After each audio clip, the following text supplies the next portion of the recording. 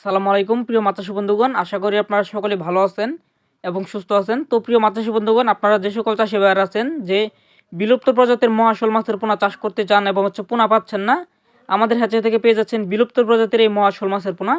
যে মাছগুলো কিন্তু আমরা পিস হিসেবে বিক্রি করতেছি, আর এগুলো সাইজ রয়েছে বর্তমানে 3 থেকে 4 ইঞ্চি সাইজের মাছের পোনা কিন্তু আমরা পিস হিসেবে বিক্রি করতেছি।